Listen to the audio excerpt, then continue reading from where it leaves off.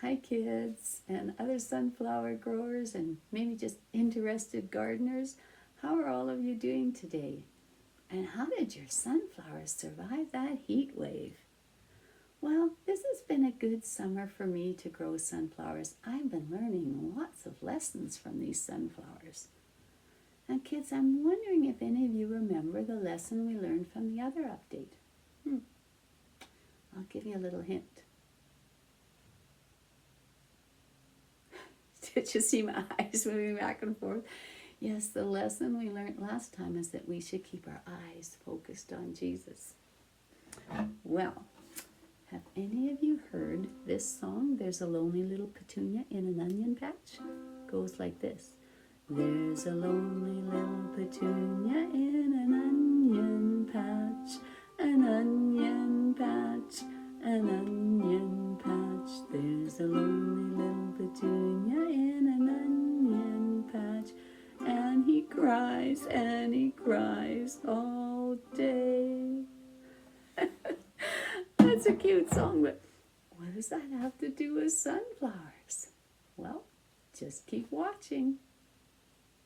Many weeks ago, before the heat wave came, I was out weeding in my front garden and I saw this little green shoot coming up. The leaves looked vaguely familiar. I just had a feeling it wasn't a weed, so I left it to grow. And as it got bigger, I finally recognized the leaves. It wasn't a weed, it was a petunia. Which was such a surprise because I didn't plant petunias in my front flower bed. I never plant petunias in my front flower bed, so it wasn't like it could have seeded itself out. So that remains a mystery, how that petunia got there. Anyways, it was just this little plant coming up when the heat wave hit, and I was quite worried about that little petunia. How would the plant survive the heat and not get burnt to a crisp? Like what happened to these marigolds. They did not survive the heat wave.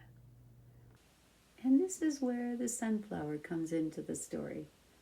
Now the sunflower at night kind of droops its leaves. You can see them hanging down like this. It's kind of like, well, it's bedtime, time to sleep. So it lets its leaves drop. But first thing in the morning, the leaves rise up and they spread out those great big leaves. They're just ready to take in all that sunshine. Now, do you notice where the little petunia is growing? It's growing right next to my biggest sunflower. Well, what did that mean for the petunia? Well, it got the morning sun till about 10 o'clock. And then the rest of the day, when that intense heat was just burning down, it was getting shaded by the leaves of the big sunflower. What an awesome job that sunflower was doing. It was living its life in service to another. Every morning when I would go out to water, I would see that big sunflower's leaves stretching out in protection over that little petunia, and it would make me smile. It was a good reminder to me that I should start my day by saying, God, how can I serve you today? Did you know when we are serving others, we are serving God? And look at that petunia today. It not only survived the heat wave, it is flourishing because of the help that it got from the sunflower. I've changed up that petunia song. It goes like this.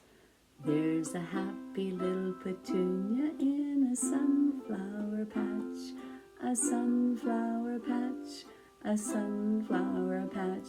There's a happy little petunia in a sunflower patch, and he is happy all day.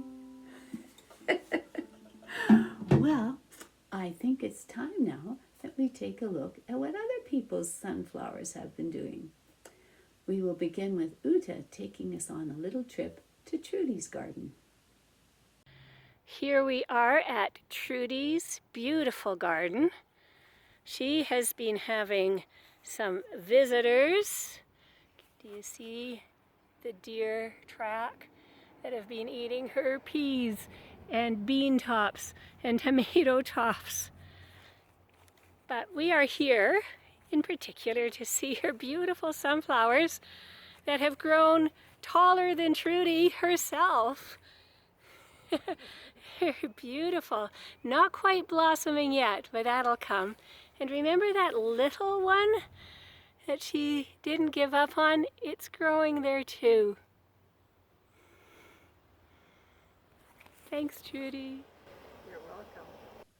Wow, Trudy, your sunflowers are doing awesome, so tall. But I'm not surprised. You are an awesome gardener. But I'm so sorry to hear about what the deer have been doing in your garden. That's too bad. Anyways, now we are going to have a short video clip from Joel as to how his sunflowers are doing. Good morning. Our little plants are doing all right. Don't you just love the spirit of Joel's little sunflowers? I think they are happy being just who they are, and they are enjoying life living in the place where they have been planted. I doubt if they are going to win any height contest, but I don't think it bothers them. I think they are being content being who they are. They certainly have their priorities straight. Did you notice their leaves? You can see that they are turned to face the sun. They are living each day, keeping their eyes on the sun, the S-O-N sun. Good for you, little sunflowers. And now we will hear from Uta again, but this time from her own garden. She and Michael have many, many sunflowers at their home. Sunflowers that aren't part of our contest, they come from other seeds. But they are so interesting, so I asked Uta if she would show them to us and tell us about them. Welcome to the Vanzifel Garden. This is our sunflower in the sunflower contest. Remember, Michael was kneeling beside it in the previous update, and now he's standing by it. It's reaching his chin. And that tall sunflower behind him, now he has to reach to get to the very top of it. This is our other sunflower in the contest. Unfortunately, it got really sick. You can see that its leaves are yellow. If any of you know how to help it, please let us know. We love sunflowers, and we have a bit of a sunflower forest, and Donna thought that you might also be interested in seeing some of our other sunflowers. Some of these are great grandbabies of sunflowers that I planted over 20 years ago. Sometimes they sprout up and we move those sprouts to where we want them to be, and sometimes we just let them grow where they start coming up, like that very tall one. And that means that they share space with other things in our garden, like beans and lettuce and tomatoes. These are volunteers that we moved along our fence line to create a bit of a border. And I don't know if you can see where this one is growing. It's growing up from the middle of the compost bin. That's a volunteer, along with the mystery squash that's growing with it. They seem to be good friends. And these are giant sunflowers that Michael planted first indoors. This is before we knew there was going to be a contest. And then he planted them outdoors in our upper garden, and it seems to be both a good method and a good place because they are growing tall and strong. Last year Michael wanted some different color, and so he planted these with some rusty color, and so these are the children from last year's sunflowers. And as you can see, they are at all different stages of development. Some have not created blossoms yet, and some have blossoms, and some the petals are falling off and the seeds are growing up, which will attract goldfinches later on in the year. We feel so blessed that the sunflowers both cheer us up, but they bless the insects, the birds, and us. Thanks, Uta. and Trudy and Joel too. It was so lovely seeing your sunflowers. Now, I had an idea this past week. I know that there are a few of you kids out there that don't have any place to grow sunflowers, so you weren't able to plant any. And for some of you, the timing just didn't work out to get the seeds planted. Yeah, that happens sometimes. So the idea I had was I would like to share my sunflowers with you. I will continue to grow them, but they will become yours. And when they have finished growing and the seeds are ready, you can come and harvest them and take the seeds out, roast them, add a little salt. It's such a yummy treat. And this is also a way that you can take part in this sunflower contest. Whichever one of these sunflowers ends up being yours, it could be one of the winning sunflowers. You never know. There are many categories. So, how do you adopt one of my sunflowers? Well, you just tell your mom and dad to send me a text, 250-309-0680, or email me at tuftsdonna@gmail.com. That's tuftsdonna at gmail.com. And then it's just first come, first choice. So watch close. Here they are. Here is sunflower number 1, the great big sunflower. And this is sunflower number 2. It's pretty much just as tall. Oops, going the wrong way. And here is sunflower number 3. And let's go back over by the big sunflower, and right behind it is sunflower number 4. And this is sunflower number 5. It doesn't mind living back beside the garbage can. But of course, there is also a category for homemade sunflowers, so those of you who are making a sunflower, please continue to do so.